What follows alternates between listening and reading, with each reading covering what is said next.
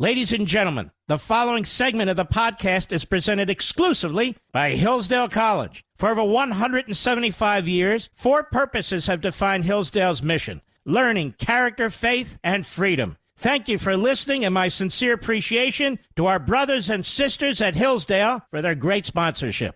He's here. He's here. Now, broadcasting from the underground command post, deep in the bowels of a hidden bunker, somewhere under the brick and steel of a nondescript building, we've once again made contact with our leader, Mark Levin. Hello, America. I'm Mark Levin. Our number, 877-381-3811, 877-381-3811. Well, ladies and gentlemen, it's interesting. And one day I've been accused of promoting violence. And here we go again. Mark Levin insists Terry McAuliffe is plotting to steal the election by somebody named Joe DiPaolo, a crackpot over at the Crackpot Mediaite site, filled with a bunch of left-wing kooks, frauds, and phonies. It is a site founded by Dan Abrams. You've seen Dan Abrams on cable TV, haven't you? He poses as somebody who's pro-cop. He does that courthouse stuff. He's on ABC. I don't know how he's created this empire in industry. The guy's got a relatively low IQ and a really ridiculous-looking squirrel glued to the top of his head. But what can I tell you? What can I tell you? And so they write this. And this is to demonstrate to you must never be intimidated. Just days ahead of the vote in the race for Virginia governor, Mark Levin is sharing a conspiracy theory that Democratic candidate Jerry McAuliffe is plotting to steal the election. In comments on the syndicated radio show Thursday, flagged by the progressive watchdog Media Matters. Now that gives everything away. Progressive watchdog Media Matters? It's a Soros-tied kook, radical Marxist left-wing organization that, in my view, violates its tax status. That's just my opinion. The conservative host floated the wild allegation to his audience. And I will tell you now that Terry McAuliffe is preparing to try and steal the election, Levin said. The host cited a Fox News article that noted McAuliffe had hired a law firm founded by Mark Elias, an attorney who's been involved in a number of prominent election challenges over the years. That's pretty much all they say about this kook, this legal hitman. Levin referenced former Senator Al Franken, who retained Elias and was successful in his election challenge, winning by 312 votes. So they're going to try and steal the election, Levin said. Conservatives have noted that McAuliffe has previously said former President George W. Bush stole the 2000 election and has not backed off that rhetoric, even when confronted about it in recent weeks. The same guy, McAuliffe, who said that Bush was illegitimate in 2000 election because he stole it from Gore, and the same guy, McAuliffe, in 2016, that said actually Hillary won, remember, was the bagman for the Clintons, Levin said, referencing McAuliffe's long-standing ties to Bill and Hillary Clinton. The McAuliffe campaign did not want the Elias News reported on. A staffer mistakenly emailed a Fox News reporter writing for comment on the story and said, "Can we try to kill this?" Still, Elias has been involved with a host of Democratic campaigns over the years. Many of those campaigns did not result in contested elections. How stupid is this guy? I'll get there. Levin used the occasion to try to defend those who raised questions about the 2020 election, a vote whose result was certified after a host of failed legal challenges on behalf of former President Trump. Now, of course, if you dare to raise questions about 2020, you must be Levin said, stopping himself prior to saying the word Nazi before ultimately adding a white supremacist. So all this clown did is regurgitate what Media Matters wrote. He regurgitates what Media Matters wrote. And he's a senior editor over at Media, Joe DiPaolo. Isn't that the name of a comedian, Mr. Producer? Joe DiPaolo? Now, ladies and gentlemen, this is very, very hurtful and troubling to me, as you know. So let's spend a little bit of time on this, because we must push back. We must not cower in the corner when low IQ clowns like Joe DiPaolo write pieces that are cherry-picked and, of course, from a radical left perspective. Here we have Fox. Joe Shopstall, Dark Money Network gives top Democrat lawyer nearly unlimited funding for voting rights lawsuits. A watchdog says, we talked about this. A top Democrat lawyer uses a massive dark money network to push voting rights and redistricting lawsuits across the country, a setup that a government watchdog said would provide nearly unlimited funding. How come Joe DiPaolo on Mediaite didn't inform the American people of this? Or, for that matter, Media Matters. And by the way, it was linked over at the Drudge Report. Wow, the Drudge Report. Boy, that hasn't fallen too far. Mark Elias, who's become one of the most influential liberal attorneys in Washington, recently departed the Perkins Loy law firm, started his own firm, Elias Law Group. It's going to focus on electing Democrats and so forth. Now, let's see. Before departing the heavyweight firm used by an extensive list of powerful Democratic politicians, Elias positioned himself with several groups tied to dark money juggernaut that would help in efforts to push back against the likes of voter ID and redistricting lawsuits across America. And why does this guy matter right now? He was just hired by Terry McAuliffe. Now, apparently everybody but Joe DiPaolo at Mediaite understands what that means. Really quite appalling. Elias, in July 2020, registered Democracy Docket LLC, a site dedicated to acting as a hub for opinion advocacy and information on voting rights, elections, redistricting, and so forth. Virginia business records show he's in Virginia. Gee. Apart from the efforts, the Democracy Docket Legal Fund led by Elias was created. The fund is a fiscally sponsored project of the Hopewell Fund. We talked about this, but a reminder is useful. A nonprofit managed by Washington consulting firm Arabella Advisors. Now, that's the key. That's the mothership. Arabella managed funds act as a conduit for deep-pocket liberal donors to stealthily bankroll numerous left-wing groups. It manages 3 separate funds in addition to Hopewell, so that's 4 funds, the 1630 Fund and the New Venture Fund and the Windward Fund. Wealthy Democrat donors use these funds to pour cash into dozens of initiatives that fall under Arabella's umbrella. All of this was missed by Mediaite and Joe DiPaolo. Or is it DiPaolo? According to the network's most recent tax forms, the 4 funds combined to haul in $715 million in cash from secret donors in 2019 alone. The group also pushes money to outside organizations that don't fall under its auspices. In addition to Democracy Docket LLC, Elias created the Democracy Docket Action Fund, a PAC, to raise money for voting rights lawsuits, the New York Times reported last year. According to an Blue donation page, liberal, the Action Fund is a project of the North Fund, which also boasts connections to Arabella Advisors. And it goes on.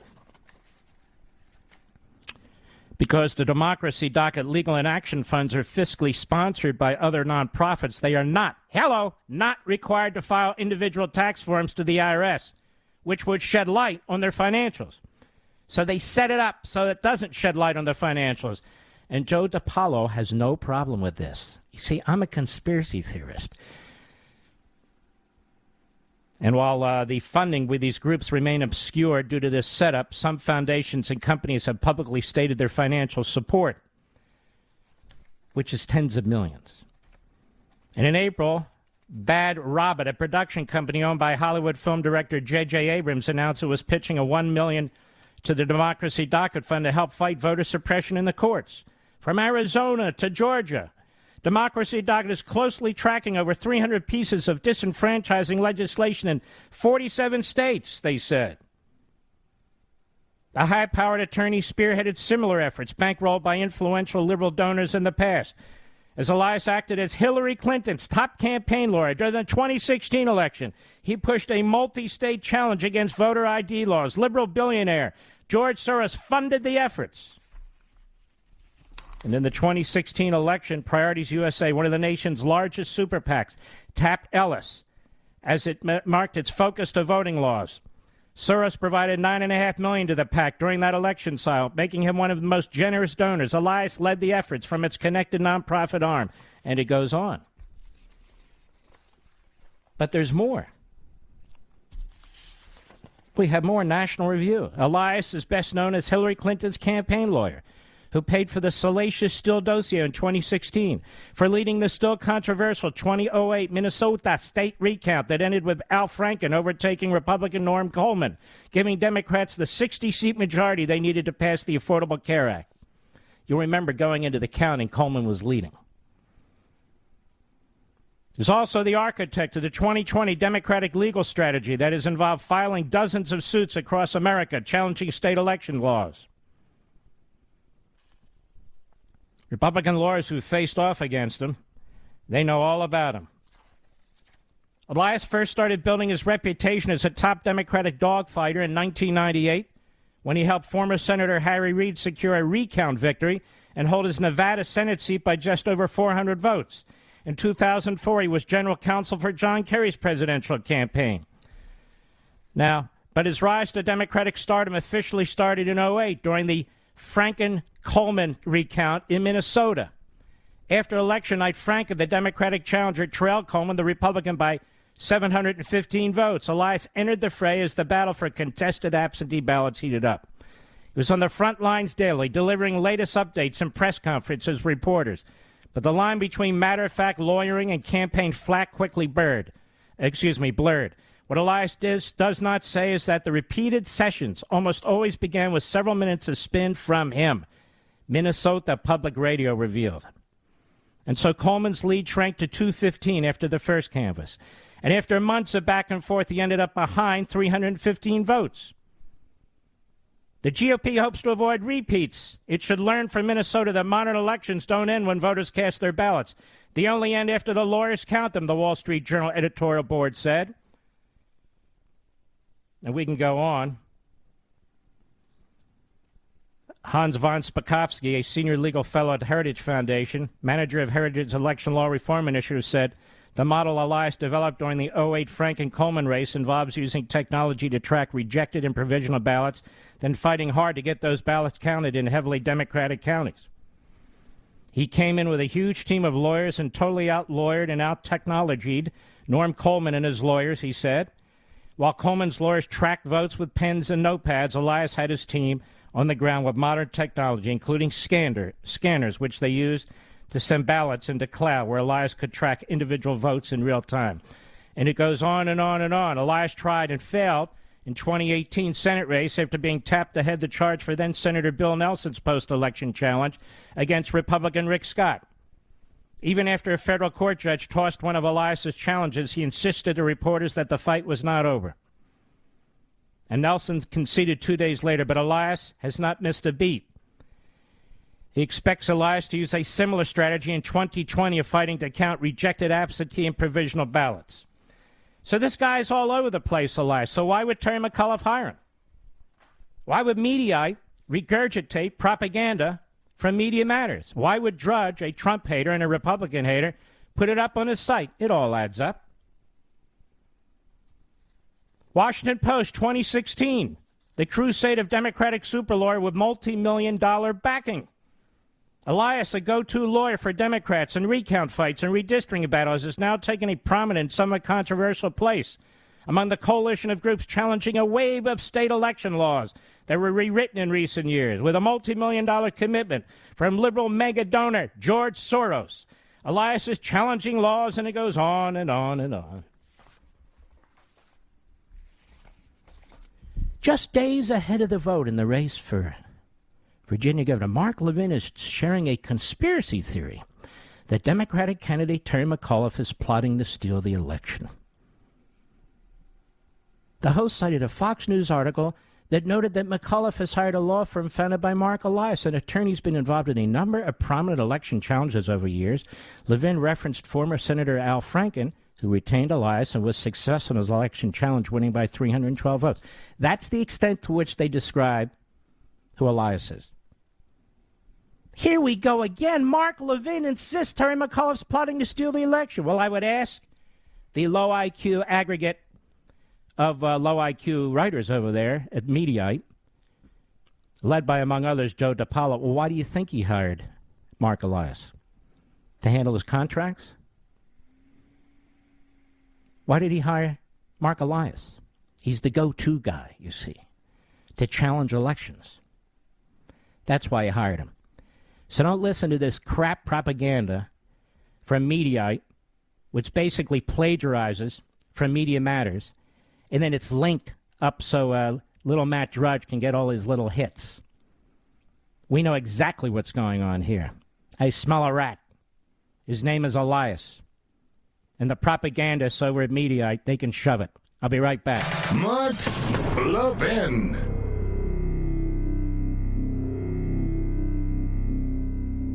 Are you worried about America's future? Times of trouble are full of reasons to despair. But those who built and have preserved our country didn't despair. And if we're going to do our part, we need to draw on the books, the history, and the ideas that gave our forefathers and mothers strength and inspiration. Hillsdale College was founded in 1844 to teach these things, and it teaches them still today. The great news is that we can all study these things along with Hillsdale College professors right in our homes. Through Hillsdale's free online courses, we can study the history of our civilization, the wisdom of ancient and Judeo-Christian philosophers, and the writings of Shakespeare and Mark Twain. We can reacquaint ourselves with our Constitution. We can learn how the Constitution has been undermined, and more importantly, how it can be recovered. My friends, as we fight in defense of family, faith, and freedom, let us draw on the best of the past with Hillsdale's guidance to save the greatest nation on earth. Begin learning today at levinforhillsdale.com. That's Levin for Hillsdale.com.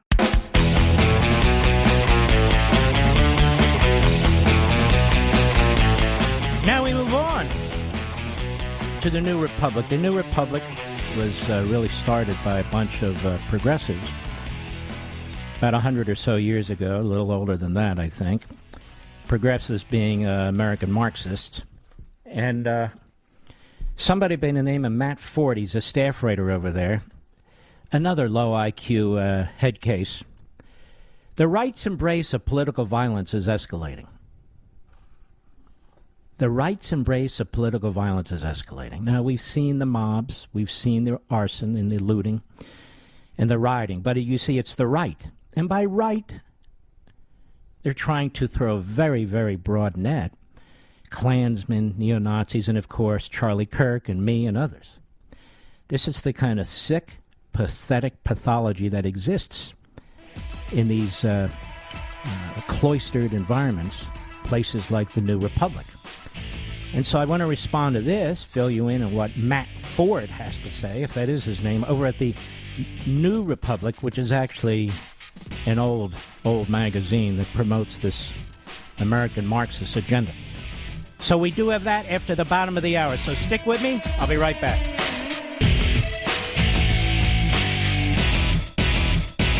Are you worried about America's future? Times of trouble are full of reasons to despair. But those who built and have preserved our country didn't despair. And if we're going to do our part, we need to draw on the books, the history, and the ideas that gave our forefathers and mothers strength and inspiration. Hillsdale College was founded in 1844 to teach these things, and it teaches them still today. The great news is that we can all study these things along with Hillsdale College professors right in our homes. Through Hillsdale's free online courses, we can study the history of our civilization, the wisdom of ancient and Judeo-Christian philosophers, and the writings of Shakespeare and Mark Twain. We can reacquaint ourselves with our Constitution. We can learn how the Constitution has been undermined, and more importantly, how it can be recovered. My friends, as we fight in defense of family, faith, and freedom, let us draw on the best of the past with Hillsdale's guidance to save the greatest nation on earth. Begin learning today at levinforhillsdale.com. That's Levin for Hillsdale.com. Mark Levin, tough as hell. That's why I like Mark Levin. And I'm not sure a lot of people like him. He's tough as hell. But I like him. I love him. Call in now. 877-381-3811. You cannot let lies go unanswered. You cannot let these Marxists go unresponded to. Matt Ford over at the New Republic. He's attacking my buddy Charlie Kirk, who's a brilliant young man, and of course, that's the problem they have with him. And he's solid as a rock. Then they move to me. And, they're pointing out all the stuff that's going on. And And the way this guy writes, he'd be a good propagandist for a Marxist or fascistic regime, an autocracy. Barely disguised intimidations of violence, barely disguised intimidations of violent resistance aren't limited to the 2020 election or to false claims of election fraud. Mark Levin, a popular conservative radio host, complained last month that vaccine mandates for nurses, cops, and Border Patrol agents amounted to, quote, incremental tyranny, unquote, that should be resisted in revolutionary ways. If we're going to go down, we need to go down kicking, he told his audience in a September 30 broadcast. I'm not saying we will, but they're winning and we're losing. But here's what they don't know right here. You and I have built this massive army of patriots. You, the Paul Reveres. You're more informed than anybody else. Did I promote violence in this, Mr. Producer?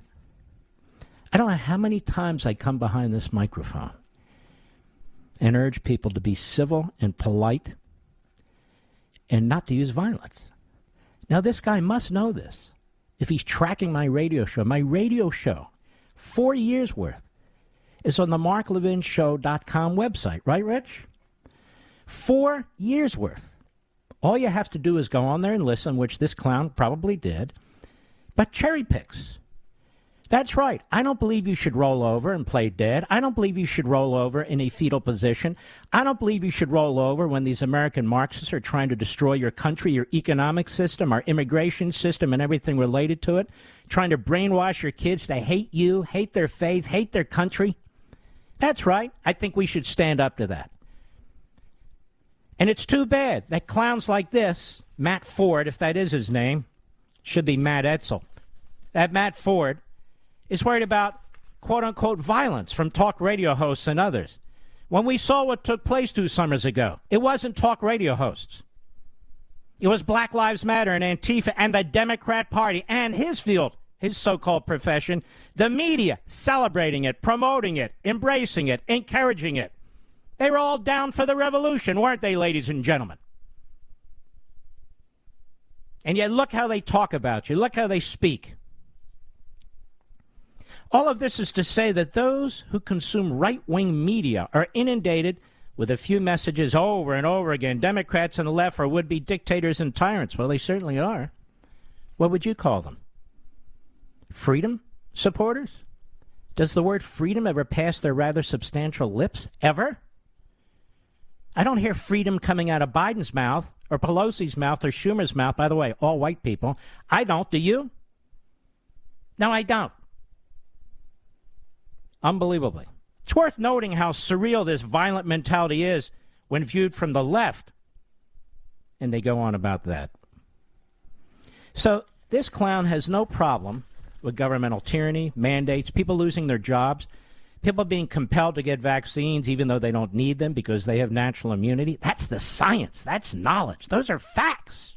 But he could care less. Why? He's a clown. He writes for a clown operation. That's why. This magazine was founded to be hostile to the American founding. And it hasn't stopped since. This is where John Dewey would go, among other places, to push his America-hating, Stalin-supporting propaganda. But, you know, he became very disillusioned with Stalin. Well, good for him. A little late, I'd say. A little late. Why doesn't Matt Ford do a piece on the New York Slimes and the violence that it has supported over its pathetic corporate life? Stalin and the wiping out of the Ukrainians, Hitler and the wiping out of European Jews, Castro and the wiping out of, well, whomever he wished. No. Matt's not going to write about that. Why doesn't he write about the violence that's actually happened on the Capitol with attacks, literally shootings by leftists, Marxists, blowing up rooms in the Capitol building by leftists and Marxists? Why doesn't he report on that? No. Doesn't fit the narrative. It doesn't fit the narrative. Matt Ford is a fraud. He's a censor.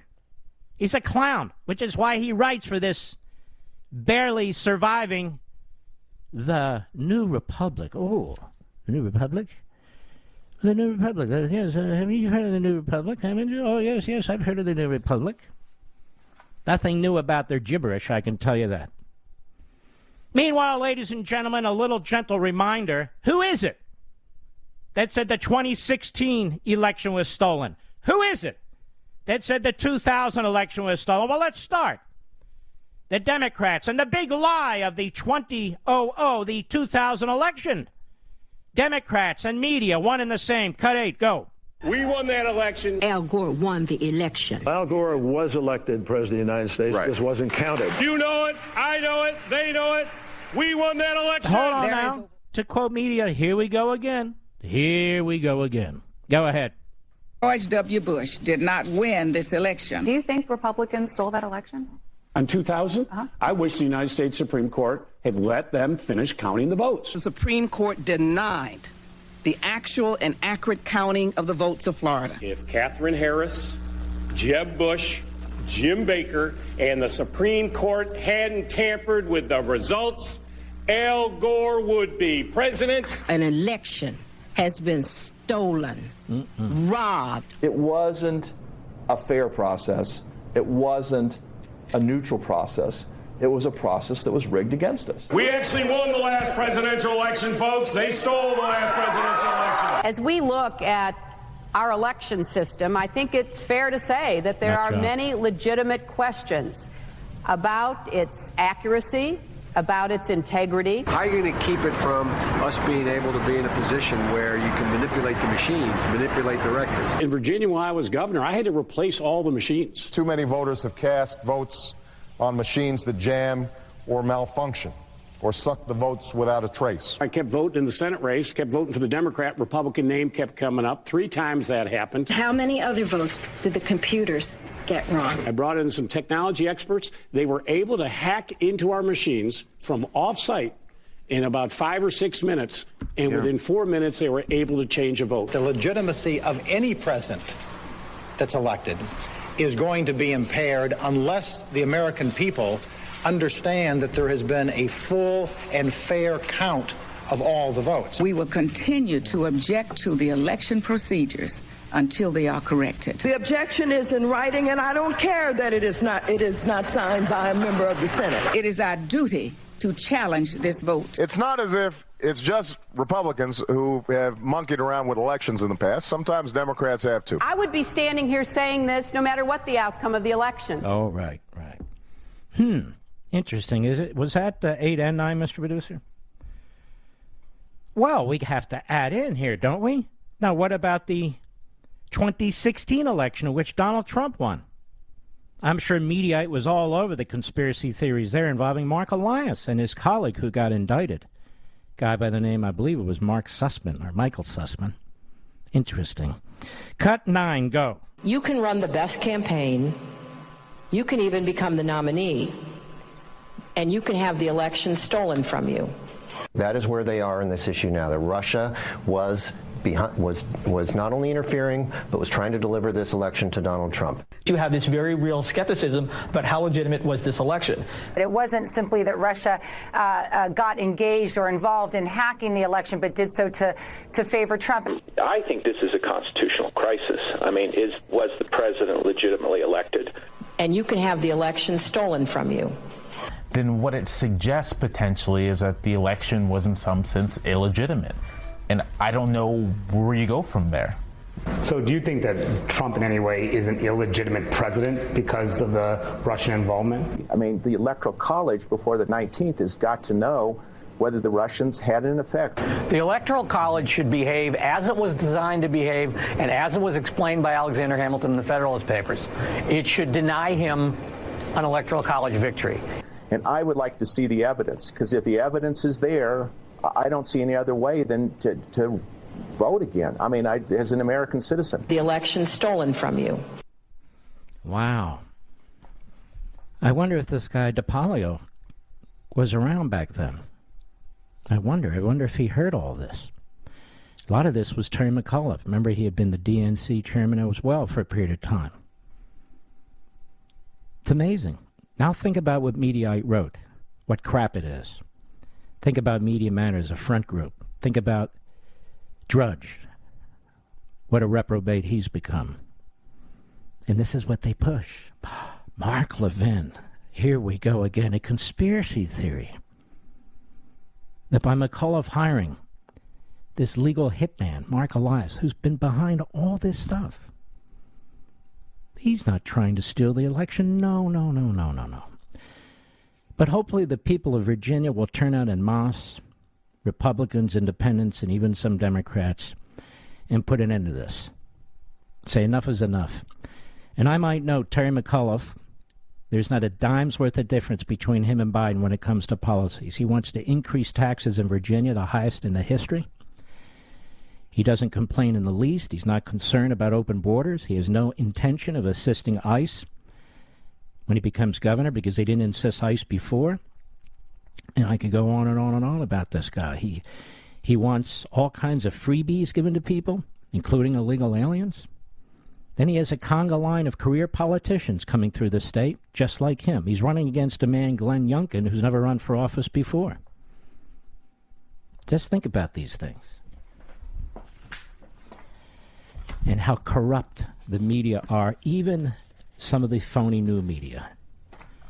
Mediaite. Why does Mediaite exist if it's going to regurgitate, if it's going to burp up what the Soros-supported Media Matters puts out? What kind of journalism is that? And what kind of kook has Drudge become? He just links to this stuff. Look at me, I'm getting hits here. Whew. Look at me, I'm getting hits. I'm sitting in the basement in my boxer shorts, eating Cheetos, and I'm getting all kinds of hits here. Yay! God, what a bunch of clowns. I'll be right back. Mark Levin.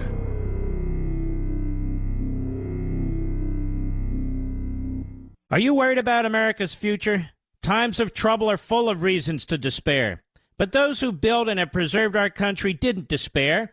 And if we're going to do our part, we need to draw on the books, the history, and the ideas that gave our forefathers and mothers strength and inspiration. Hillsdale College was founded in 1844 to teach these things, and it teaches them still today. The great news is that we can all study these things along with Hillsdale College professors right in our homes. Through Hillsdale's free online courses, we can study the history of our civilization, the wisdom of ancient and Judeo-Christian philosophers, and the writings of Shakespeare and Mark Twain. We can reacquaint ourselves with our Constitution. We can learn how the Constitution has been undermined, and more importantly, how it can be recovered. My friends, as we fight in defense of family, faith, and freedom, let us draw on the best of the past with Hillsdale's guidance to save the greatest nation on earth. Begin learning today at levinforhillsdale.com. That's Levin for Hillsdale.com.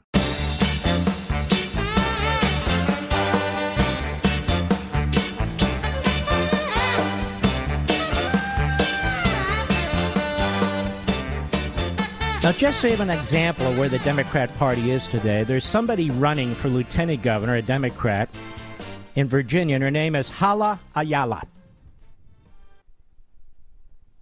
Mr. Producer, it's Hala Ayala. Hala, like the bread. No, not really. Hala Ayala, Democrat, Virginia lieutenant governor candidate. And she has a great idea. Let's have an open discussion on vehicle mileage taxes, ladies and gentlemen. Vehicle mileage taxes. Well, what is she talking about? Cut 10, go. The mileage tax in Virginia is being studied. I was wondering if you and the governor are in support of a per mile tax to fund transportation. Well, let's see what that study brings. I don't like to speculate on any legislation or any results, so let's talk about that when we see the results of that piece of legislation. Were they at a bus station or something? I know. As a working family member, I sat in the car for 2 hours going back and forth to work. Not only are we talking about just the time that you're spent, the quality of time, but the cost and what that means to every working family across the Commonwealth. So we'll be open for discussion. Our Commonwealth has always been open for discussions to make progress for every Commonwealth citizen. Does anybody know what the hell she just said? She seems to contradict herself. Look, I sat in car for 2 hours going back and forth to work and so forth. But let's have a discussion on the mileage tax. A mileage tax. I wonder if that's like a vaccine mandate. A mileage tax, so they know how much you drive and how far you drive. And then they can tax you on it. Because we all exist for the government and for the Democrat Party and their bureaucrats and surrogates. That's all. I wonder if Mediaite's going to report on this. I'll be right.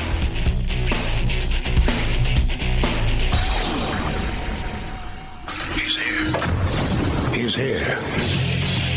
Now, broadcasting from the underground command post, deep in the bowels of a hidden bunker, somewhere under the brick and steel of a nondescript building, we've once again made contact with our leader, Mark Levin.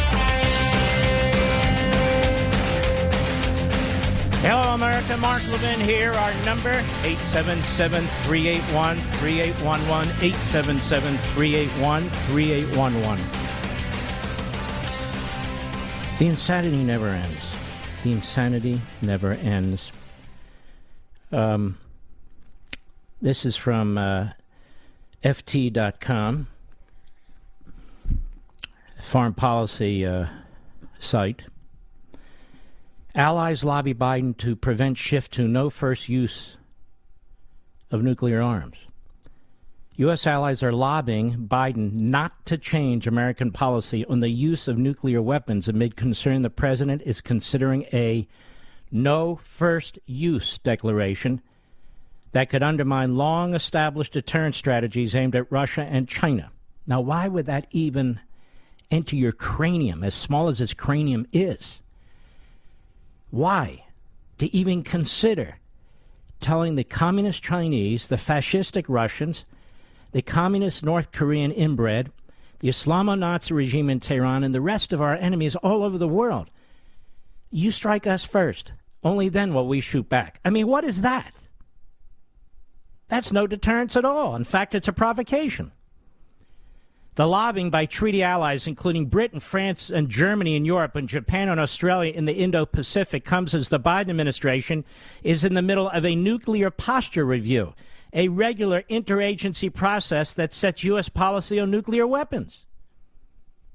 Although some allies believe Biden will refrain from setting a no first use policy in the review, most remain concerned he's considering a policy known as, quote, sole purpose, unquote, which would make clear the United States would use nuclear weapons only in narrowly prescribed sets of circumstances, such as to deter a direct attack on the U.S. or retaliate after a strike.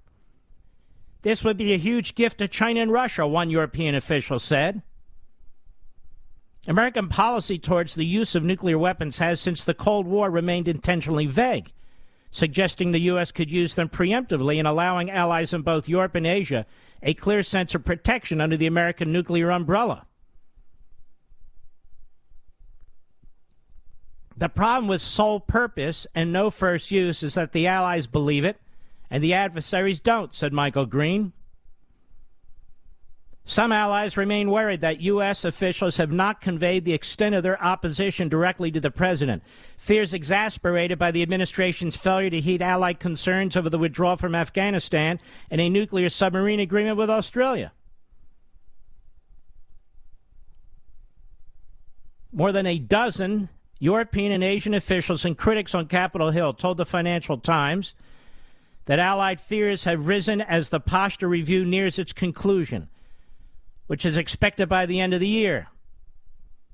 In a sign of rising allied concern, a commitment to a credible and united nuclear alliance was included in a joint statement following Friday's Biden-Macron meeting, as was a promise of close consultations on nuclear issues. This is unbelievable. Sole purpose nuclear policy is just no first use by another name. And to even consider adopting either is a complete betrayal of our allies. I would argue it's a complete betrayal of us. Senator James Risch, the top Republican in the Senate Foreign Relations Committee, told the Financial Times. Unbelievable. Richard Fontaine, chief executive of the Center for a New American Security in Washington, argued the threats from Russia, China, North Korea have only increased since the Obama administration, meaning it was not the time for a U.S. no first use pledge. Our nuclear capacity is deteriorating compared to the communist Chinese and the Russians. The Russians have modernized the bulk of their nuclear missiles and weapons. The communist Chinese don't really need to modernize theirs because they're modern. They're building them at a rapid pace. Ours are aging in the silos. We haven't modernized our nuclear weapon arsenal. This is unbelievable to me. What's happening in this country, whether it's immigration, whether it's the war on our fossil fuels, whether it's the war on the economic system, whether it's the brainwashing of our children, right down the line, this is unilateral surrender to communist China. And ladies and gentlemen, I used to say the Chinese are going to surpass us as a superpower in 50 years. I am wrong. If we don't put the brakes to this as soon as possible, it's going to be 10 years. 10 years. And by the time Biden and his Democrats are done, they will hollow out our manufacturing and industrial center in this country. They will cover the country in red tape, making it virtually impossible for technological advances. Their tax plan is going to kill research and development. They're spending enormous amounts of money, borrowing it, taking it from you, and redistribution of wealth, creating lazier and lazier citizens. Their bureaucrats, their educational bureaucrats and teacher union thugs don't believe in merit. They're shutting down these schools that help propel the brightest among us into incredible positions so they can help our society. No. What a disaster. What a disaster. This is why so many people are hopeful about this Virginia race. If we lose it, are going to be so down that we need to start clawing our way back, one election at a time. We need to send a message. Whether you're a moderate to conservative Democrat or an independent or a Republican, this is what I say in the beginning of my book. American Marxism, and I mean every word of it. Every word of it. We've got to put aside some things in order to save our country if you love the country. That's what we have to do. Because we're up against it right now. As I point out, American Marxism has made great progress toward instituting its goals over the past several years. If it is to be defeated, as it must, albeit a daunting and complex mission, its existence must first be acknowledged and labeled for what it is. The urgency of the moment must be realized, and the emergence of a unified, patriotic front of previously docile, divergent, and or disputatious societal, cultural, and political factions and forces, which have in common their belief that America is worth defending, must immediately galvanize around and rally to the cause. We must rise to the challenge, as did our founding fathers, when they confronted the most powerful force on earth, the British Empire, and defeated it. Admittedly, in numerous ways, today's threat is more Byzantine, as it now inhabits most of our institutions and menaces from within, making engagement difficult and complicated. Nonetheless, I fervently believe America as we know it will be forever lost if we do not prevail. If we do not prevail, and prevail now. And prevail now. This is no joke. We have a guy in the Oval Office. It's really the people around him are so radical. They're such extremists. Unilaterally disarm in the face of what communist China is doing? Their threats to Taiwan? Their increasing belligerence and bullying of us and our military? This is the moment that will determine whether the United States of America remains the most powerful superpower on the face of the earth or shrinks like Great Britain did. 100 years ago or so, Great Britain ruled the waves. It was the biggest superpower on earth. Now look at it. It's not even an also-ran, and I don't put down Britain. I like Britain very, very much. The people very, very much. That's not my point. If Athens can fall, if the Roman Empire can fall, and it lasted over 1,000 years, we can fall too. And our founding fathers were well aware of this. They were well aware of the possibility that this country would have a limited life. And they tried to set it up so the same kind of poisons and cancers that destroyed previous republics would not destroy this one. They were well familiar with ancient history. They read Plato and Socrates and Aristotle. They read Cicero and Brutus. They knew what took place. They read the old Hebrews. They knew about Western Enlightenment. And they took it all together and poured it into this country. This country that's destroying itself. The Democrat Party is evil. It's diabolical. Its leaders are evil and diabolical. Its media surrogates and mouthpieces are evil and diabolical. That's the truth. That's a fact. I'll be right back. Mark Levin.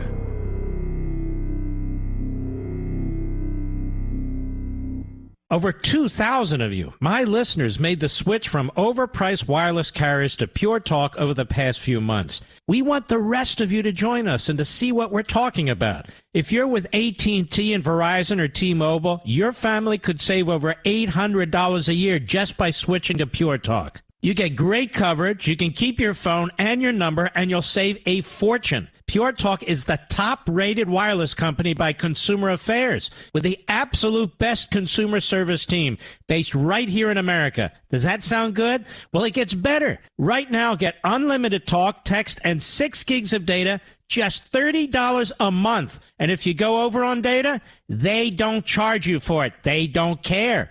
Go to puretalkusa.com and enter promo code Levin Podcast. Again, puretalkusa.com, promo code Levin, Levin Podcast. And when you do, you'll save 50% off your first month. That's puretalkusa.com, promo code Levin Podcast. Pure Talk USA, simply smarter wireless.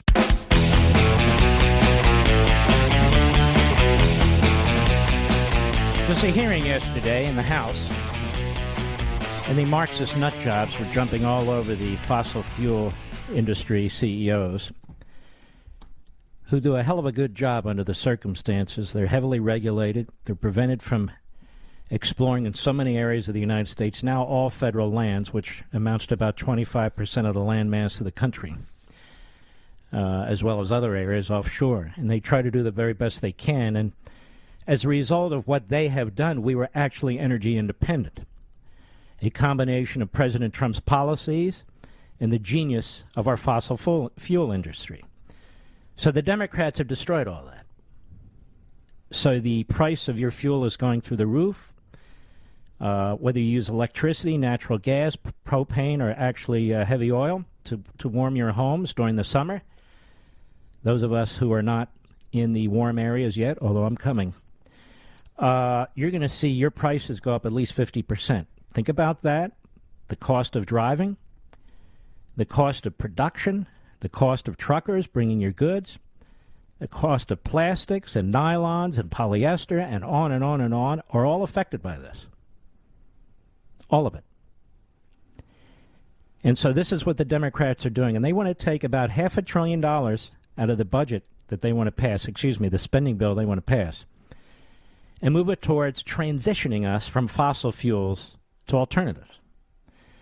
Now, if you're an egghead who lives on the East Coast or the West Coast, if you're an egghead who really doesn't know anything about anything, you think that's very cool. That's a great idea. You know, if you're sitting on a college campus in a cafe, I really think that the time has long come where we need to move away from these, engines that we use and fossil fuels and so forth.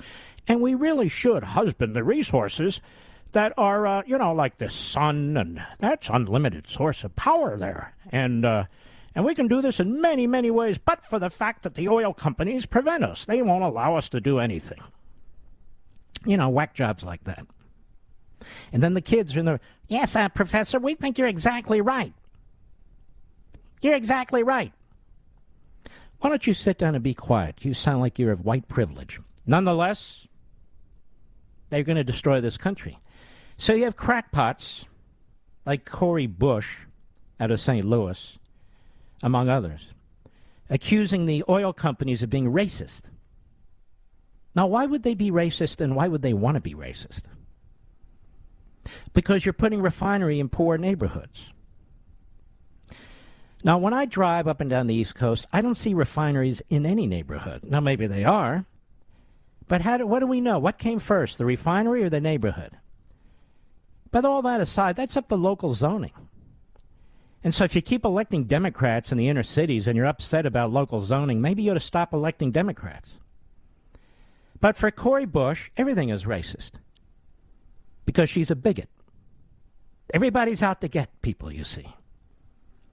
And the oil company executives, they're totally perplexed by what this woman has to say, as is everybody else.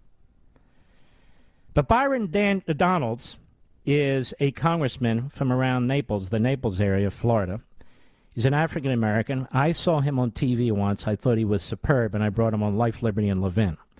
He's a really good guy. Turns out he's been listening to me on the radio for years.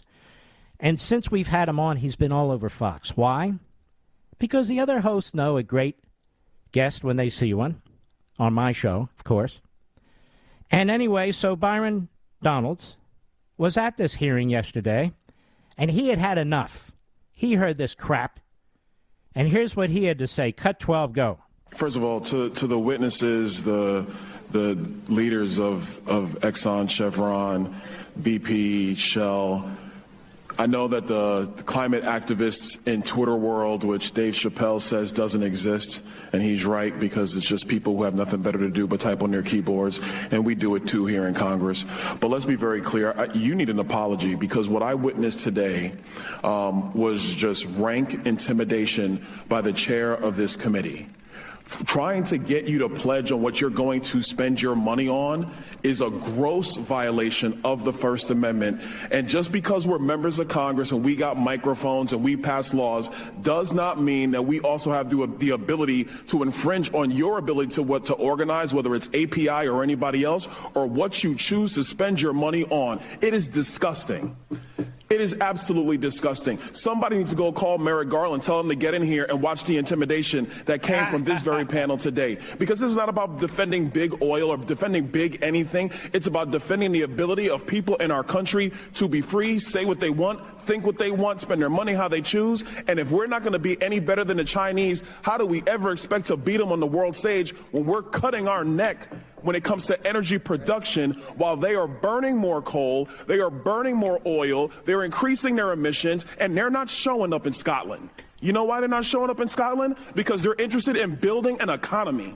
They're interested in becoming the dominant economic player across the globe. They're interested in becoming the dominant military player across the globe. And while we joke around and mess around intimidating you guys who frankly heat our homes, you cool our fridges, you keep our cars going, this is insane. So I'm sorry for you.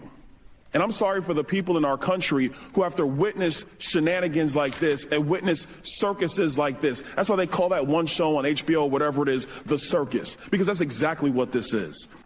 Mm-hmm. Is he not great or what? He is top-notch. Byron Donalds. And we haven't heard the last of him. I'm thrilled he's in the House, but one day he needs to be in a bigger position. Really, really sharp dude. And you know, if he were a Democrat, if he were a Marxist, they'd be parading him around and praising him and celebrating. But because he is a man who loves this country, believes in individual liberty, believes in capitalism, they act like he doesn't exist. Well, he sure as hell does. Now compare that to this. AOC at the hearing yesterday. Cut 14, go. I think one thing that often gets lost in these conversations is that some of us have to actually live the future that you all are setting on fire for us. Oh, you're setting on fire. The fossil fuel industry is setting our future on fire. What a nitwit. What a sponge brain. Go ahead. Crop yields are already projected to begin to fail, with famine beginning to hit the world's most vulnerable populations. By 2038, current U.S. Shut up, you idiot. Spewing your stupidity. Spewing your stupidity. You want to talk about burning? Look at California, because that idiot governor doesn't know how to manage his forests. You want to talk about burning? Look at the price of fuel, the price of food. And you clowns have only just gotten started. And what do you know about an economy, you jerk? You don't know anything from anything. I'll be right back.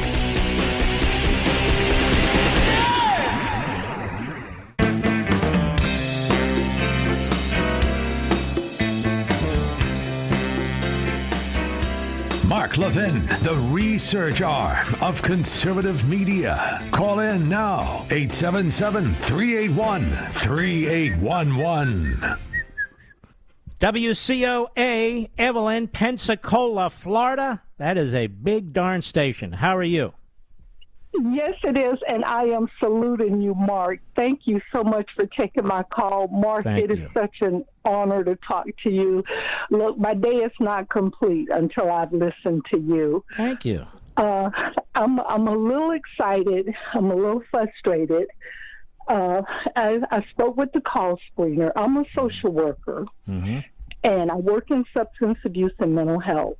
And I work with children that have been separated from their parents because of the parents' illegal activity. And I'm working with children that have lasting psychological trauma also. So I have two questions. Are they entitled to file a lawsuit for this $450,000? And if not, can they file a lawsuit because of citizenship discrimination? Equal protection. You know, it's a great point. You know, I heard Katie Pavlich earlier before I came on the program. She said something I've been saying for a long time. And she said, parents are separated from children all the time. Parents are prosecuted. They serve in jail. Parents lose their children sometimes because of their behavior, drugs, or what have you. But there's a lot of kids in America, American citizens, who are separated from their parents because their parents are, as I say, they're either in institutions of health institutions, mental institutions, or physical institutions because they're too dangerous. And her point was, she didn't bring up your excellent point, but her excellent point was, so this happens all the time. And not only that, in this case, people are doing this voluntarily. We're not telling people to come to the United States. We're not telling them to send their children to the United States. And then we're left trying to figure out who are these kids and who are these adults with these kids, because we know that there's sex trafficking. We know there's kidnapping. We know the Mexican mobs are involved in this stuff. So they're trying to figure out who is who and so forth. And so people like AOC, activist left-wing judges put the worst patina on it they possibly can. Oh, you're separating children from their parents. Well, how do they know they're their parents? And by the way, does Joe Biden drag his ass down there to see what's going on? No. He's in Europe, and then he's going to Scotland. How about Kamala Harris? No. None of them. None of them. And now they're going to give them $450,000 up to $1 million a family? I'm going to tell you something. This stuff is not going to stand. It is just not going to stand. And now talking about taking off the table they first nuclear strikes. Our enemy knows they can hit us first. It's crazy, but you raise an excellent point, Evelyn. An excellent point. Yeah. So. Well, I'll tell you, Mark. Thank you so much for what you do. I really mean it. You're on my prayer list. God bless you and your staff and your wonderful wife and beautiful family. Mark, we love you. Well, and thank you. Listening to you each day, I don't mean to start crying and getting emotional, but you are an encouragement to us because God is so nice to have you in this fight with us. Oh, my goodness. So well, thank just know that we love you. We're praying for you. And hey, keep doing what you do. Oh, and I'm going to say this and I'll let you go, Mark. Yes, ma'am. I love your music selection. I get up and I just dance with it. Me too. Me too. I guess I'm pretty good. I don't have a ditto cam in here. Everybody be laughing at me. You're fantastic. We love you. God Thank bless you, Evelyn. Have a good night. And to your staff, too. Tell Rick I love it when he fills in for you. We will. The Richie V, you heard that. All right, Evelyn. God bless you, my friend. What a sweetheart. Let's go to Jim, Loudoun County, Virginia, the great WMAL. Jim, go right ahead, please. Yeah, your book Meritopia, I love it. Signed in Tyson's, but actually I live down in Georgia now, Mark. They got it, and WTKS, I think it is. I'm listening to you on, but we're wore out here. The guys I know, I drive a truck locally, not over the road, but I wish some of those guys would call in. But I know they're busy driving 11 hours a day. Oh, we get them calling all the time. They're great guys and gals. Yeah, we're wore out. We work 60, 70 hours a week. We shower, we eat, and then we got to do it all over again. I listen to you while I'm driving or commuting in my car, but this last election just totally blew my mind, and I literally, like an alcoholic, until this country falls down and realizes that they can't do it this way, it's not going to change. And I'm wore out. I said I work that much a week, and I'm confused and tired, Mark. Mm-hmm. Without you, I can't pass up that last caller. But my son was serving in Afghanistan when I had that book, Sergeant Tyson's. Oh. How's your son doing today? He's fine. He's down here with us. He's fine. Yeah. All good. Yeah. Jim, what a wonderful dad you are. What a wonderful husband. And such a patriotic American. Working, paying your taxes, trying to do the right thing. And supporting people who don't do the right thing and don't pay taxes and don't give a crap. And that's the Democrat Party. That's who they care about, subsidizing people who are not working, creating more people who aren't going to work, undermining the whole American psychology. Jim, I want to thank you for everything you do. God bless you, my friend. Wow. Let's go to Kevin. Washington, D.C., the great WMAL. Kevin, go right ahead. Hey, Mark, how you doing, buddy? All right, how are you? I'm doing fine. You might remember me. I used to work over at Project 21. Kevin, how you doing, man? Where have you been? I'm doing fine. Yeah? Married, Mark, married, enjoying the married life. There you go. But I had to bring up a story, Mark, and you might remember it. Terry McAuliffe loves to run around and talk about how he's a uniter, not a divider. But when he ran the DNC, he fired a whole bunch of black staffers back in 2002. Remind me, I don't remember this. And Donna Brazile contacted me. I was working for a Republican African-American group at the time. They contacted me about it, and I put her in touch with Deborah Simmons over at the Washington Times. She used to be a national reporter over there. And the story, basically, after McAuliffe got caught red-handed firing nothing but African-American staffers, he quickly pulled back and said, "Oh well, it was a cost-cutting measure." Because if you remember, and I say that again, Mark, I got my dates wrong. It was 2003, and he said, "Oh well, we fell on money problems and all this other stuff."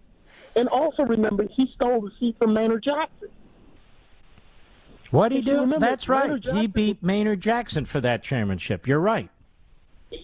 Yes, he did. And he beat two black women for the nomination this time around for governor. Exactly. And that's why Douglas Wilder's had about enough of him and has said so.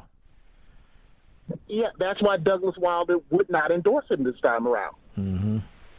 And by the way, Douglas Wilder let Kamala Harris have it too. He said, sending these videos into over 300 black churches, all you've done now, in essence, he said, is you've put a mark on their door so the IRS can come knocking and take their tax status away. Exactly. He does not care. He will win by any means necessary, Mark. And I'd like to bring up another point right off the subject, Mark. Anybody can go out there and look up that story. Just look it up. Look up Deborah Simmons. She wrote the story. But I was in my local Costco, Mark, and your book was outselling Hillary's book 2-1. Well, there is something nice about that. Plus, you know what else? I wrote my book. She doesn't write her books. No, she doesn't. But over here in the People's Republic of Maryland, that is a shock, Mark. Well, Kevin, you're a good man. You always have been, and I hope you're happy with your wife and your family and so forth. And God bless you, my friend. You take care of yourself. Kevin's been around a long time. He's a great patriot. Obviously, he's an African-American good guy, having run that organization. And, Costco's been very good to me. By now, we're 4 months into this book, and Costco still has it on its table, doesn't have the biggest area for selling books. Walmart, the same thing. We're dropping on Amazon, quite substantial. I think we're number 50 or 60, but that's the nature of the beast. We've been there for 4 months. And I'm also just trying to encourage people who haven't acquired a copy of this book yet, just read the comments on Amazon. I think there's now almost 18,000 comments, 5 stars. And so even the best efforts of the left can't bring the book down. And everything you see going on in this country today, whether it's in the classrooms or on the border, whether it's this phony climate change, the degrowth movement and everything else, is addressed in the book. It's not because I'm prescient. It's because these things are accumulating. They're accumulating. And people say, what do you do as a hobby? I'm doing it. Reading, writing, researching, studying. I can't help it. That's what I do. That's what I do for a hobby. Other people play golf, they travel the country, they go all over the place, and they have 5 books a year. And I go, how's that even possible? It's not. You get my drift. But every word you read in any book that I write, those are my words. Any reference I make, it's a reference I decide to make to a particular individual or cause. Every single thing. It's a perfectly legitimate process that I go through. It's a legitimate process. That is a real book written by a real author who's doing real scholarship. And so I appreciate you folks getting, all you truckers out there and taxi drivers and Uber guys and Lyft guys who got the audio and listened to it in the car. I want to thank you too. All you folks. But it's very, very important. We're heading into, I would argue, about the 7th inning now. About the 7th inning. So the more the merrier. You've got Thanksgiving coming up. I can tell you this, with all the prices going through the roof, the book is still $16.45 or $16.80. It's not going up. All right. We'll be right back. Mark Levin.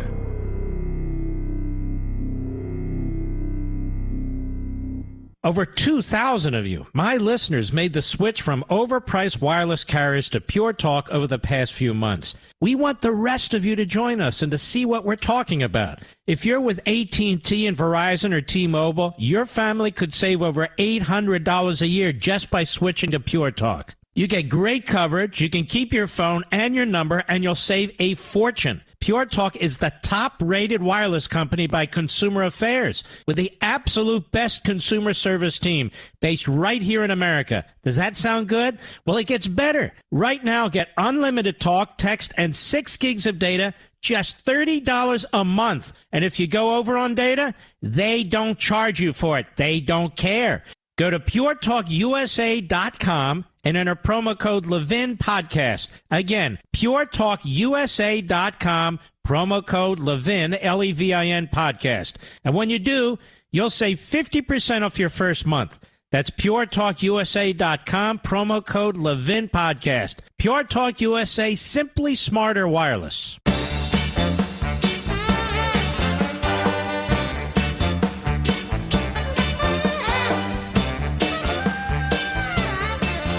Get Gutfeld on the phone at some point, Mr. Producer, and have him say my name 25 times. And then he'll remember how to pronounce it.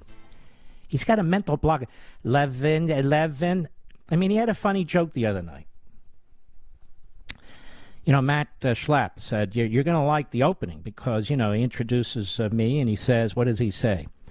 Matt Schlapp of the, American Conservative Union is so conservative that he named his 3 children Life, Liberty, and Levin.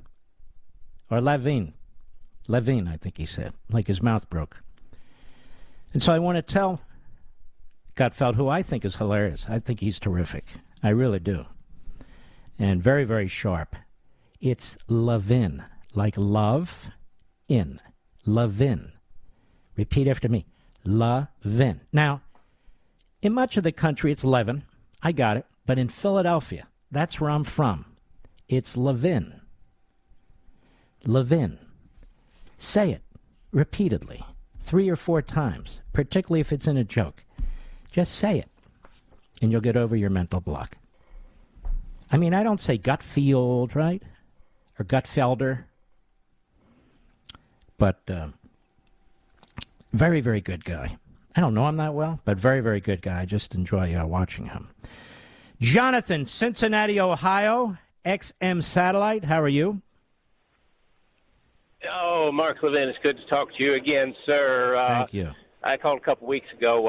I'm going through your audio book as a truck driver for the second time. I'm still going through it because I catch something, then I'm going to give it to my dad when to go through, and then he always gives my audio. He always gives my audio books back to me, and then I pass them on to my sister or whatever. But then you can sell them for 99 cents. Let me.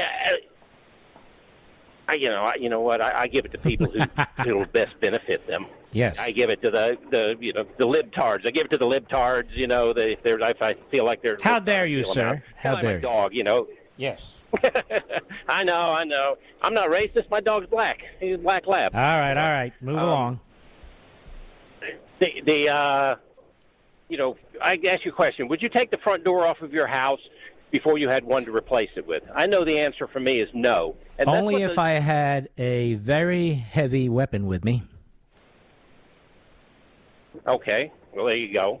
But, where I'm going with this is that the Democrats are trying to replace fossil fuels with green energy, but, they don't have anything. They don't have a reliable source to, replace it with yet. And, then I wanted to... Look what we're dealing with. Look who's setting policy here. A bunch of morons with low IQs who've never accomplished a damn thing in their lives. They're going to set energy policy. What do they know about fossil fuels? They're going to set healthcare policy. What do they know about medicine? What do they know about anything? They don't know a damn thing. These are ideologues. These are Marxists. They impose their agenda on the rest of us. That's all. They're about power, centralization, the Democrat Party. They love the attention they get. Rush used to say these are basically people who are too ugly to be actors and actresses, so they get the attention this way. And it's probably true. And I would argue also, these are people, for the most part, not all, but for the most part, who simply cannot succeed in a competitive private sector. It's just too hard for them. So they get elected to office by being liars and propagandists, and then they think they can rule over us.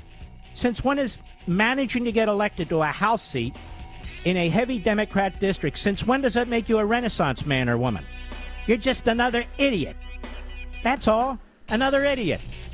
All right, sir. Thank you for your call. Ladies and gentlemen, I shall return.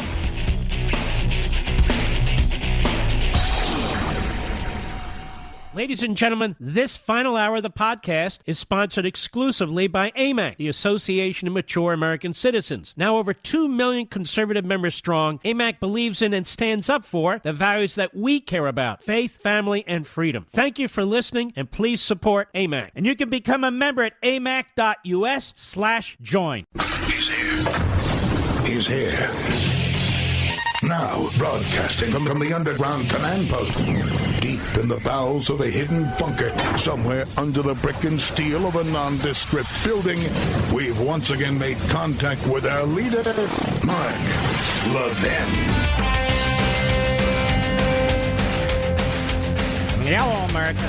This is Mark Levin. Our number is 877-381-3811. 877-381-3811. Don't forget our podcast. Go to marklevinshow.com. That's the mothership. Click on Audio Rewind at the middle top of the home page. That'll take you to the podcast page.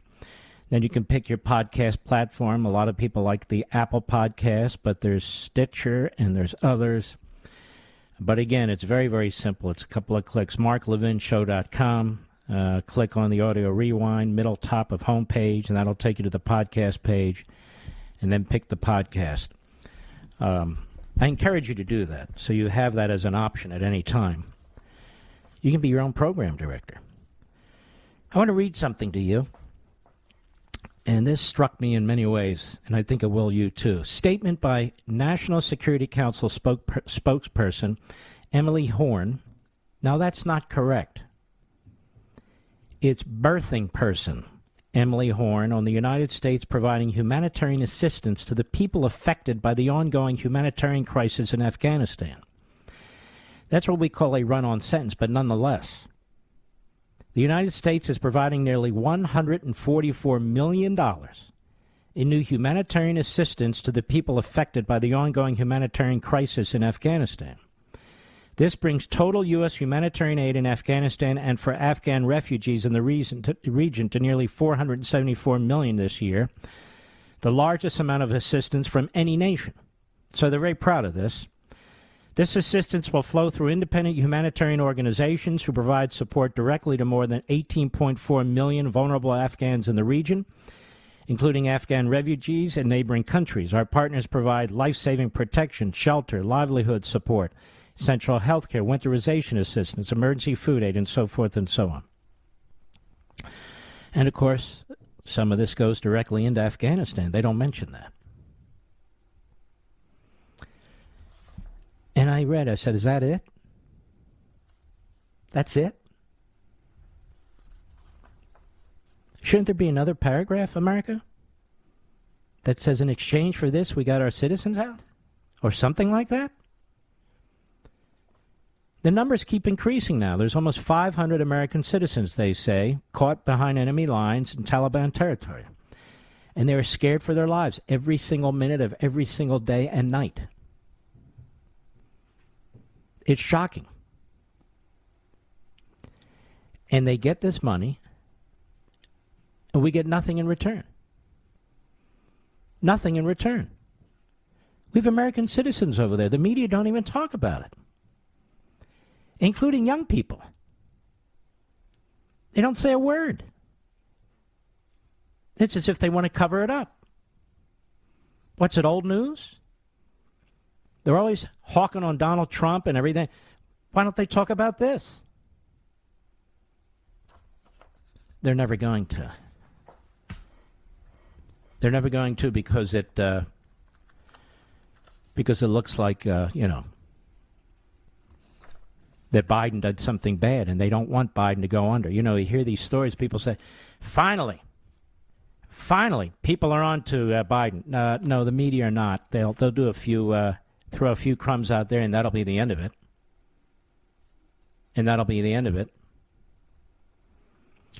Then we have this. Europe, the UK joined the U.S. in condemning Israel over settlement construction. If it's Friday, Shabbat, it must be another attack on the Jews in Israel. European countries, together with the UK, joined the U.S. in lambasting Israel for its decision to construct more than 3,000 homes in Jewish settlements in the West Bank and called for the plan to be scrapped, despite the fact the Israeli government has also approved a record 1,000 Palestinian homes. Let me explain this to you. This isn't an area that is controlled by the Israelis. In other words, they should be able to do whatever they want. And why is it that this is the one area in the world where the indigenous peoples are attacked for wanting to live in their indigenous lands? It's not the West Bank. That's what the Jordanians called it for 19 years. For thousands and thousands of years, look in your Bible. It's Judea and Samaria. And Judea and Samaria are where the Jews lived. Not the West Bank of Transjordan. And I want you to open your Bible, and I want you to study it very, very hard and tell me where it shows you where the Palestinian Arabs are. They're nowhere. That was a lie my father used to use. Go ahead and find them. Where are they? They're nowhere. Because they weren't there. So why can't the Jews in Israel build 3,000 homes without the rest of the world coming down on their heads? It's very interesting. When Donald Trump was president, he never said a word about this. He supported what the Israelis were doing. He understood that was their territory, their ancestral home. And for all the talk by Biden about Indigenous Day instead of Columbus Day, apparently it only applies to Native Americans. What about Indigenous Day in the Middle East? What's he think about that? Apparently he doesn't believe there should be one. And what's interesting about Biden? Despite his left-wing secular Jewish support all these years, he's never been a supporter of the state of Israel in any significant way. He really hasn't. He really hasn't. And so maybe this clown Matt Ford at the New Republic will do a story on the animosity of the Democrats, including Biden, towards the Jewish state of Israel. Better yet, on the growing anti-Semitism within the Democrat Party, rather than fabricating growing violence on the right with Charlie Kirk and me. What a liar. What a lowlife. But seriously, why don't they do that? Because it's the New Republic, and the New Republic is not so new after all, is it, ladies and gentlemen?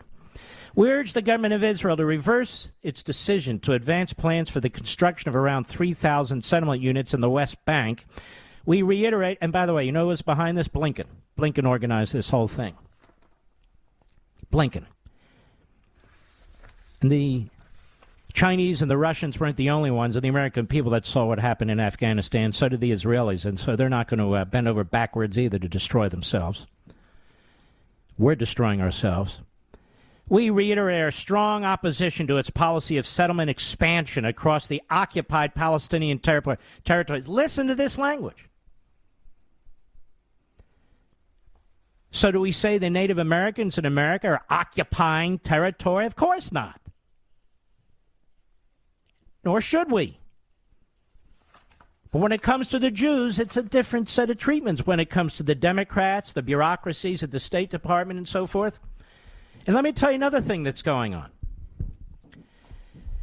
The Biden administration is pressuring this very weak coalition government in Israel. Boy, do they miss Netanyahu.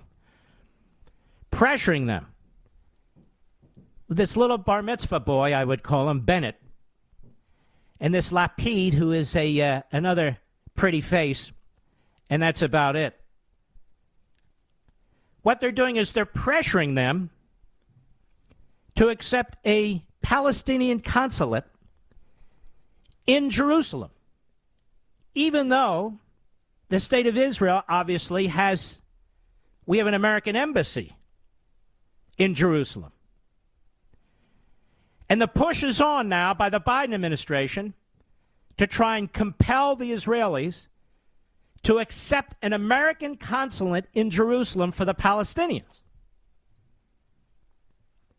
which, of course, would undermine the Israelis' sovereignty of Jerusalem and incentivize the Palestinian terrorists to continue to be terrorists. And they won't even recognize the state of Israel. This is what the Biden administration is up to, in addition to undermining the Abraham Accords and everything else that was built prior, like they do in every other area of foreign policy and domestic policy. They're blowing up all the peace initiatives and peace accords. And so this is going on behind the scenes, but I want to congratulate Senator Hagerty of Tennessee. You know, I ragged on that guy when he was running. And I supported his opponent, who's a great guy. But I must say, and I will always say, if I have to change my views, Senator Hagerty has turned out to be quite a senator. He really has. And he hasn't been there very long. And I just wanted to say he led an effort, and others have. They have over 35 signatures from Republicans in the United States Senate, and something like 200 signatures from Republicans in the House, explaining to the Biden administration that if, in fact, they go forward with a consulate in Jerusalem for the Palestinians, not only are they violating federal law, but they're undermining the progress that's already been made. But as we all know, and furthermore, if they are going to, in fact, have a consulate in Jerusalem, they need the approval of the Israeli government. They can't just do it unilaterally. They basically admitted this the other day. But behind the scenes, I understand, they just keep threatening the Israelis, warning them on money for weapons, warning them in other respects. And, of course, they're kowtowing to the Iranians. The idiot National Security Advisor said yesterday, we're not even sure the Iranians are prepared to come back to the table. And yet they've given them concession after concession after concession, billions of dollars pouring into that Islamo-Nazi regime in Tehran that slaughters and tortures its own people. This is the idiocy we're dealing with this administration. Every single place you look. I'll be right back. Mark Levin.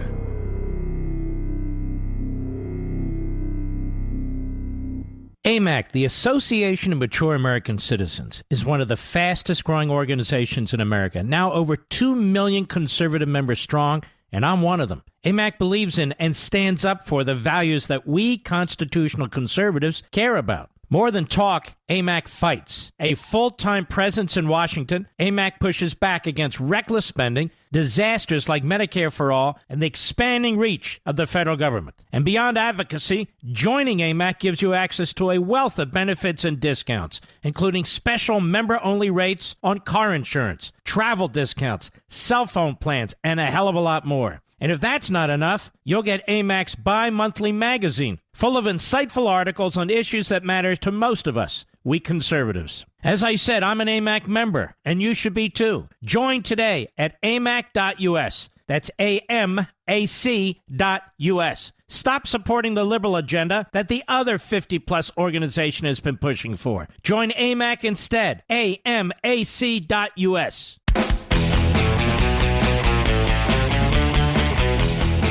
Well, it's a pleasure to have Arizona's Attorney General Mark Brnovich on the program. Mr. Attorney General, how are you, sir? Very good, Mark. Thank you very much for having me on. Well, you had a good day in the Supreme Court. Tell us about it. Well, the Supreme Court today accepted our cert petition. That means that they're going to hear our argument related to the Biden administration's essential surrender of defending the public charge rule. And the public charge rule is basically a policy that says that if you're an immigrant or you want to come to the United States, our immigration system is based on the principle that new arrivals must be able to financially support themselves. The Biden administration not only rescinded this rule, Mark, but it was up at the Supreme Court on appeal, and they abandoned defending it. Wow. So we went in, we led a coalition, I led it, and we appealed to the Supreme Court and said, by gosh, if Biden won't defend the law, we will. And surprisingly, to a lot of court observers, the U.S. Supreme Court announced today that they're going to let us step in and argue why we should be able to defend the law. Well, that means at least 4 justices are intrigued by this. And, I mean, this is utter lawlessness. The President of the United States is really compelled to support these statutes that have been passed, whether he agrees with the policy or not. This is long-standing constitutional requirement here. Isn't it amazing to you? It is absolutely breathtaking, Mark, because you know you believe in the Constitution like I do. And we always say, look, if you don't agree with the law, you don't get to arbitrarily pick and choose which parts of the law or the Constitution you either defend or enforce. And as you know, we've talked about this before. I mean, in Title VIII, the Biden administration is refusing to enforce existing law that says if you have a deportation order, you shall be deported. And this is the case that not only myself, but some of my other colleagues have filed a lawsuit trying to get the Biden administration to enforce existing law. And then, you know, I call that the decriminalization of the border situation. And then when you look at things like the public charge rule, I mean, you're essentially providing financial support to people, or you're not requiring them to be able to financially support themselves. So that's incentivizing and monetizing people to come here. And that's why we have seen a record amount of not only human beings come across the border, but a record amount of drugs that are going to affect us for at least an entire generation. And it's unspeakable, it's unconscionable, and it's unconstitutional. It's really unbelievable. Now, Attorney General Mark Brnovich of Arizona. So yesterday a story broke that this administration is negotiating with the ACLU to provide over $400,000 to every parent and or child that had been separated for a period of time during the Trump administration, up to $1 million a family. And, Mr. Attorney General, they're separated because we don't know if those are their parents. We don't know if these are sex traffickers, people coming across the border voluntarily. We're not dragging them across the border. This is an inside job, isn't it, where the Biden administration's cutting a deal with the ACLU to transfer hundreds of millions of dollars. It is, once again, I'm losing words to describe this. This has gone from a crisis to a catastrophe. Literally, Mark, think about this. He is going to give illegal immigrants more money than the 9/11 victims got in our country, more than even some people's families that have been killed in combat defending the flag and fighting for freedom. It is unspeakable, and once again, this is the incentivization and monetization of people crossing our border illegally. And I think most of your listeners know that there have been, there are people that literally the cartels rent kids. There are kids that come across the border multiple times, and it's shame on people that put themselves or their children in that situation and then expect the federal government to subsidize not only their illegal behavior, but this recklessness. And so all it's going to do is encourage more people to break the law and encourage more families to be put in this situation. And it's just really unethical for the Biden administration to basically be providing people that have entered our country illegally more money than 9/11 victims or service personnel families have been gotten. I don't know how Biden or Cartel Kelly, Chuck Schumer, how these people sleep with themselves. It's unbelievable. I mean, the drugs are coming over the border, the criminals are coming over the border, the gangs are coming over the border, and then you have the coronavirus coming over the border, and they have mandates they're trying to impose on American citizens, even American citizens who've had the virus and therefore have the antibodies, natural immunity, and so forth. They don't even want to test people coming over the border illegally and being released. And we know from some of the border towns that a significant percentage of them do have the virus because, you know, those countries can't afford a vaccine anyway. Yeah, there's been data that countries like Guatemala, Honduras, you've got, 1 to 2% of the population being vaccinated. And those people, those folks that are coming across illegally, aren't even required to, present any sort of, not even identification, but proof of a vaccine. And so think about that. If you're an American citizen, if you're a DEA agent, a Border Patrol agent, you are literally given no choice. You are forced to take the vaccine. But if you're someone that's entered the country illegally, you're not even asked about the status. Clearly, that's an equal protection violation, and it's an insane policy. And that's why we have the only lawsuit right now as a state against the Biden administration. The case is literally Brnovich v. Biden, because the president does not have any constitutional authority to require anyone, any single person in this country to get a vaccine. But it points out Mr. Attorney General, before we lose you, if people want to support you, you're an outstanding Attorney General, you'll be an outstanding Senator, where do they go? BrnoForAZ.com, BrnoForAZ.com, or MarkB4AZ.com. Thank you, brother. Hope to see you soon. All right, and I've endorsed him. He's a great guy. Hope to see you soon as well. Keep up the fight. We'll be right back.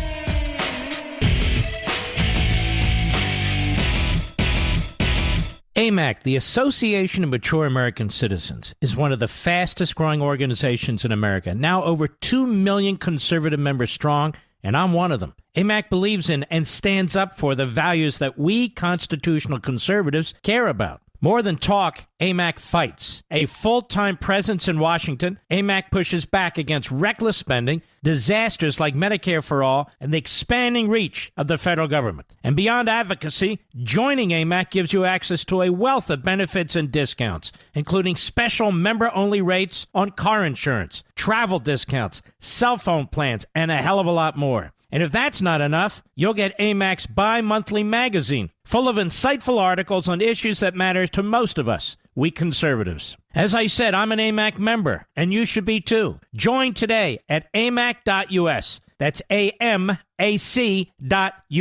Stop supporting the liberal agenda that the other 50-plus organization has been pushing for. Join AMAC instead. AMAC.us.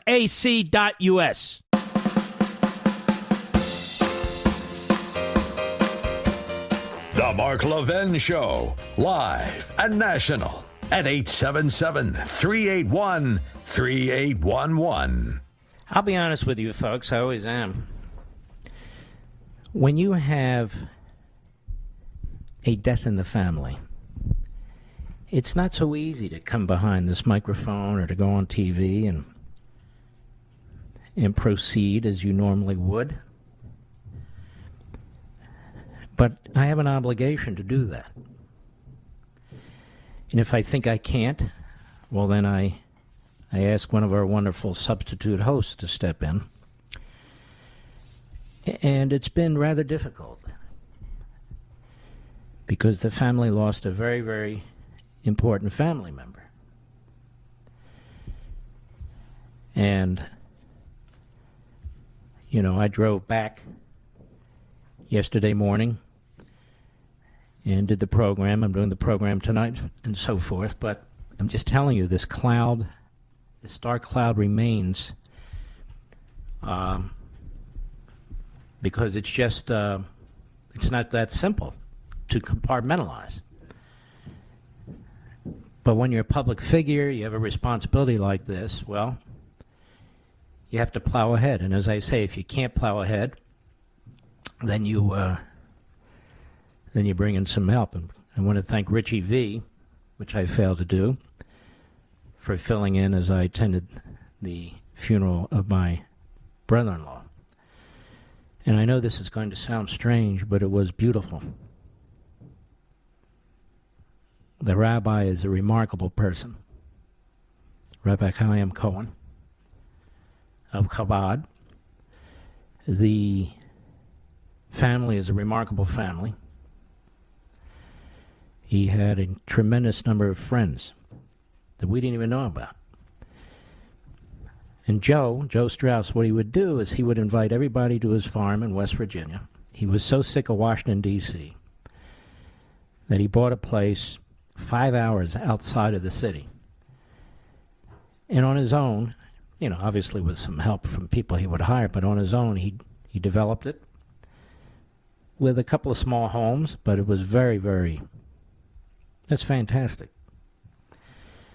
And he loved to hunt, and he loved guns, and he loved to travel.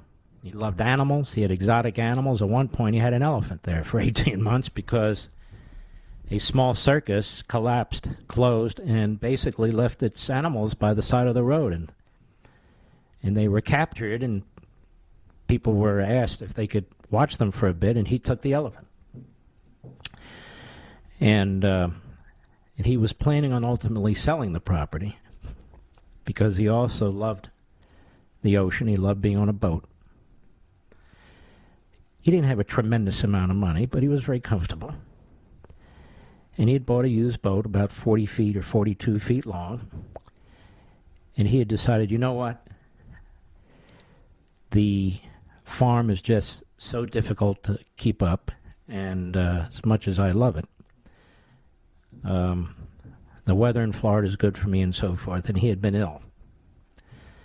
And so he made the very difficult decision finally to do just that. But he didn't make it. We all thought he would make it, but he didn't make it.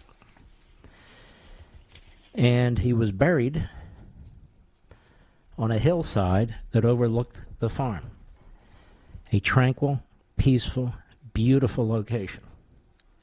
Absolutely beautiful location. And that's where he is. And that's where he'll be for the rest of time. He's only 64 years old. And he leaves, obviously, kids and a mother and a sister who adore him.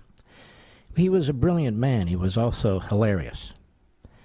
And you had to really pay attention to keep track of the things he was saying. He also was a Trump supporter before Trump even knew he was going to run for president as a Republican. And he also was very sensible about what was happening to the country long before many of us understood the gravity of it. Extremely well read. Could tell you anything about any battle and any war. He could tell you about the armaments that were used in any battle and any war. It's sad to lose an encyclopedic mind like that, among other things, isn't it? And he was a free will. He lived life the way he wanted to. He was an independent spirit. An independent spirit. And he was like us when it came to the country. He loved freedom. He loved unalienable rights, private property rights. And he lived his life to the fullest. And unfortunately, in the last few years, he's had many issues. But in the end, it was a surgery that was supposed to help him. A dangerous surgery, albeit, that ultimately hastened his passing. He needed it because he would not have survived without it, but it hastened his passing without getting into the particulars. And so he will be greatly missed. Be greatly missed at Thanksgiving, which is when I would often see him. And so, as I say, it's not so easy to do a show when you know, when this has taken place. But, as I say on the other hand, in some respects, at least for me, it's also helpful. It's helpful to get in the issue. It's helpful to be with my radio family, with you folks. And so I'm here today, as I will be here next week, the week after that, and so forth and so on. He loved to listen to the show. He loved to watch the Sunday show on Fox. Certain hosts he liked more than others, of course. And that's the way it is. Too bad. And so I don't mean to burden you with this. I feel like I can tell you folks anything, so that's what I'm telling you. All right. We have a wonderful site here called PM, and this is the post-millennial site. AT&T employees are assessed annually on racial politics issues and being workplace activists. This is another reason I'm saying drop your AT&T cell phone and go to Pure Talk. You have to punish these people. It's become increasingly commonplace to see instances of company workplace culture undergoing a radical shift to the left. This came to the public's attention due to the continuing efforts of our friend Christopher Rufo. This latest top company that's now teaching their staff that America is racist is the telecommunications massive giant AT&T. Rufo posted, AT&T Corporation has created a race re-education program with materials claiming that racism is a uniquely white trait and teaching employees, white people, you are the problem. I would ask this. Is Louis Farrakhan a racist? Of course he's a racist. Is an anti-Semite? Of course he's an anti-Semite. Well, then what is this that only white people can be racists? So Rufo says, I've obtained a cache of internal documents about the company's initiative called Listen, Understand, Act, which is based on the core principles of critical race theory, including intersectionality, systemic racism, white privilege, and white fragility, all of which we've talked about. The overall program is divided into the categories of listen, understand, and act. The material employees are suggested to consume includes the standard Dr. Robin DiAngelo White Fragility lectures, along with the writings of Ibram X. Kendi and Ta-Nehisi Coates. You know what? Would it be unbelievable if corporations were pushing American Marxism, Mr. Producer? That's how these people sell all these books. This Robin DiAngelo is a whack job, in my opinion. Ibrahim K. Kendi has gotten rich off pushing his crap, and of course, Ta-Nehisi Coates has gotten famous. I'll be right back. Mark Levin.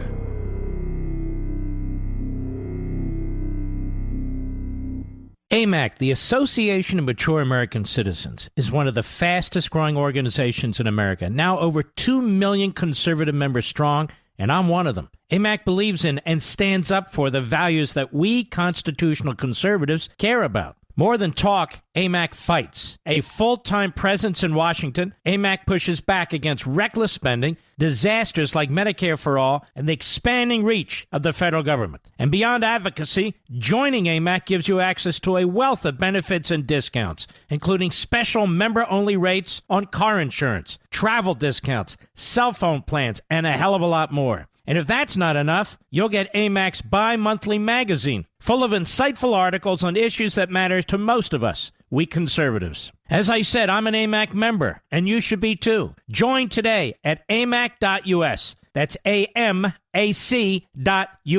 Stop supporting the liberal agenda that the other 50-plus organization has been pushing for. Join AMAC instead. AMAC.us.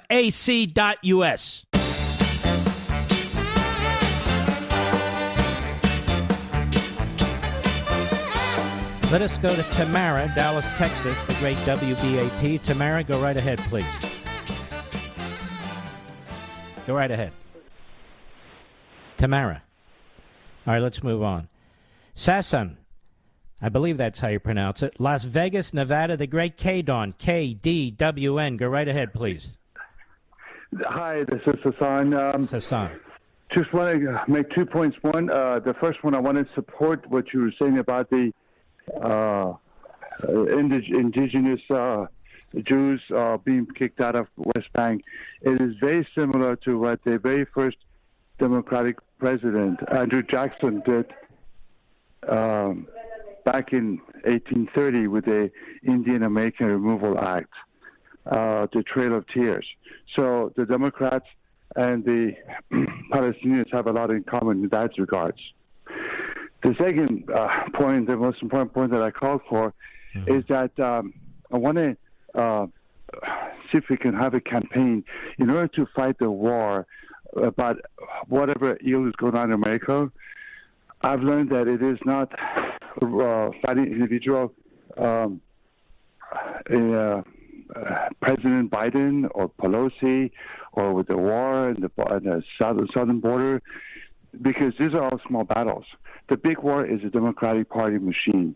It is the Democratic Party mafioso that are creating all this, and they're wrecking our country, wrecking the American fabric, and we need to wake up America. Democrats are the devil. I honestly think Americans, many patriotic Americans, are wide awake. And I think you're seeing some of the pushback, and there's a lot more to come. But this is a very, very complex and daunting battle we're in now because they've devoured so much of the culture. Thank you for your call, my friend. All right, in honor of you, every Friday, here we go.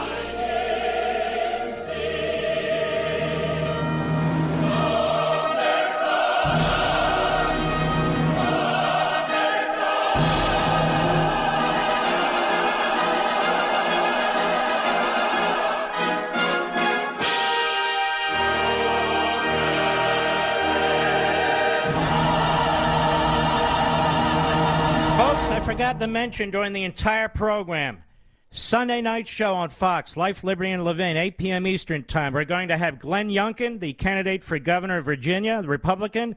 Winsome Sears, you're going to find her fantastic, too. The candidate for lieutenant governor of Virginia. Please don't miss it. If you can't watch it live, you can always DVR it. We salute our armed forces, police officers, firefighters, emergency personnel. Good night, Spritey and Griffey. Good night, Pepsi and Smokey and Zelda and Gigi and Indy and Barney. And good night, Dad. Good night, Mom. Good night, Leo. And good night, Joe. And I'll see you on Sunday.